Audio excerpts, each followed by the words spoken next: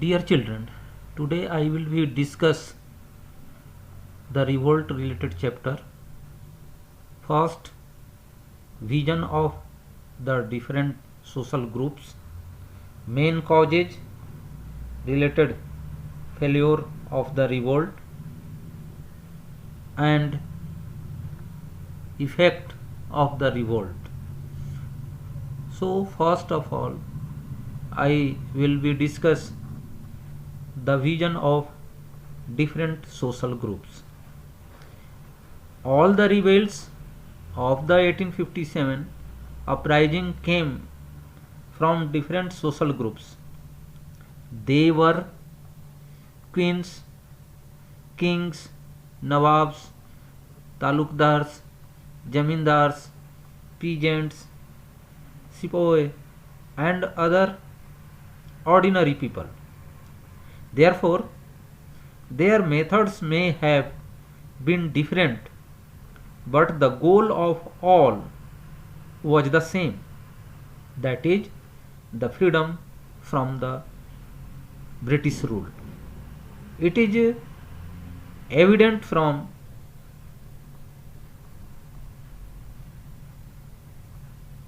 this revolt related period. The ordinary people joined hands with the sepoys and attacked the white people. They attacked and killed a large number of Europeans. The rebellion was extensive and targeted everything and everybody connected with the white men. The Hindu and the Muslims united and fought against Britishers. The ordinary people also joined and revolt against Britishers. They attacked the rich moneylenders as they were seen as the local operations and the allies of the British. I discuss some causes related for the failure of the revolt of 1857. First, from the very beginning, the revolt was doomed to failure, for it did not receive wide support. Different sections of the society remained alienated. Jamindars, princes, merchants were not participants in the revolt. Second important cause, it was actively opposed by the Indian princes who possessed wealth, influence, and military force. The revolt lacked central and effective leadership. There was no coordinated plan behind the revolt. Third important cause, unity during the revolt. People joined with different motives and interests, at times devoid of trust of one another. Fourth, the revolt was retrogressive in character. Leaders were devoid of a modern outlook. Elements of feudalism and medievalism were very important. Only one thing was common among the rebel leaders. It was hatred for the British. As they captured power, they did not what sort of political institutions to create. Next important cause, the weak leadership of Bahadur Shah Zafar created political weakness at the nerve center of the revolt. In the absence of all India consequence and interests or modern nationalism, patriotism merely meant regionalism. Other important, the British were powerful. They had a well equipped army, they had military strategy and able generals like better facilities, better planning, organization and effective use of modern communication network are also very important cause for failure of revolt 1857. Rebels were far sighted that they assumed the foreign rule was incapable of modernism the country and society. The sense that they did not see national salvation lay not in going back to the old feudal monarchy, but in going ahead to a modern society. So these are important causes related from the failure of 1857 revolt. No doubt the revolt did not achieve the desired result. It did not succeed. It left a sensible and long-term impact on the Indian politics. It marked an urge in the mind of a common people towards freedom. People of the nation wanted to get rid of the cruelty of foreigners. It developed a courage and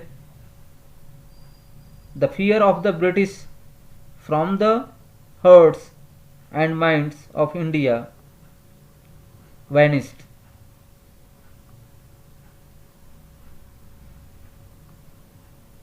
Hindus and Muslims had representations in the leadership of the rebellion and continued in further struggle for independence.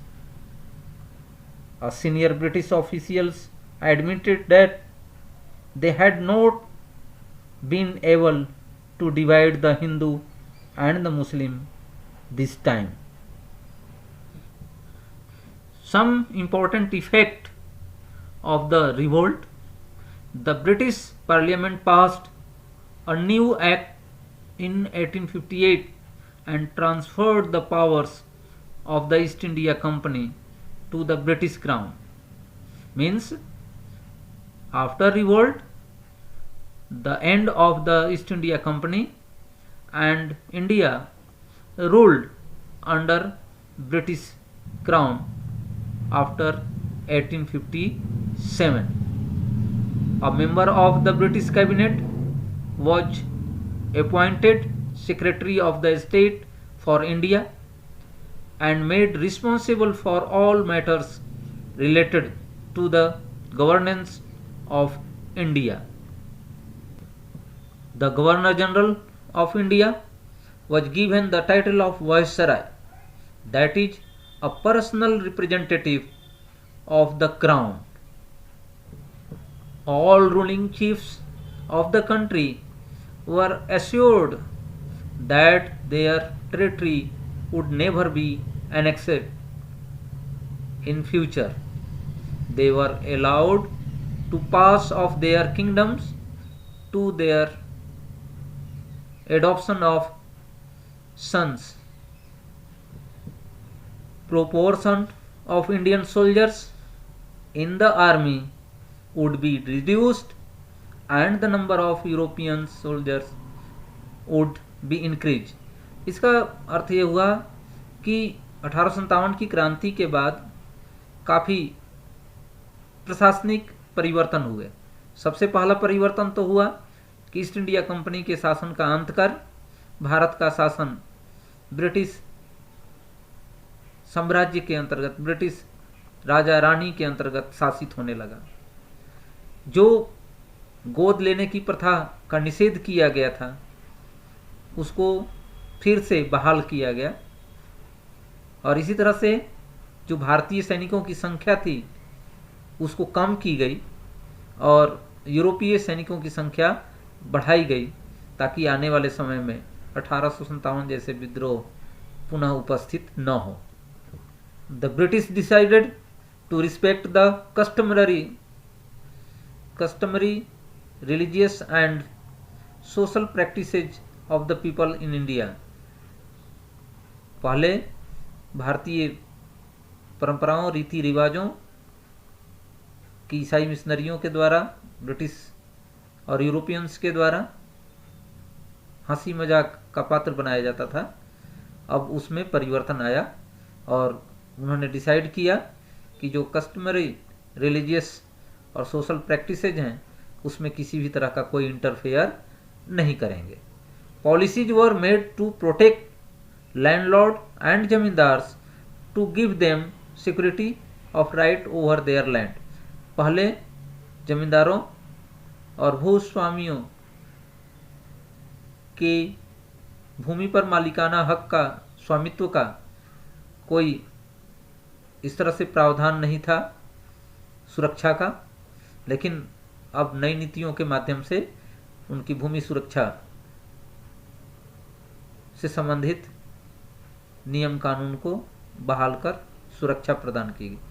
तो इस तरह से हम देखते हैं कि 1857 की क्रांति के बाद कई परिवर्तन हुए और उसमें ईसाई मिशनरियों द्वारा भी भारत के लोगों का जो धार्मिक परिवर्तन था, हिंदू, मुसलमानों और अन्य समुदाय के लोगों का ईसाई धर्म में, उस पर भी काफ़ी हद तक कमी आई और इस प्रकार कह सकते हैं कि भले ही 1857 की क्रांति असफल रही हो, लेकिन आगे आने वाले समय में इस क्रांति ने भारतीयों के अंदर देशभक्ति की भावना को जगाया और ये देशभक्ति की भावना आगे चल करके हम भारतीय राष्ट्रीय आंदोलन की पृष्ठभूमि में देखते हैं। और यही कारण है कि कुछ भारतीय इतिहासकारों ने 1857 की क्रांति को भारत का पहला स्वतंत्रता संग्राम भी माना है।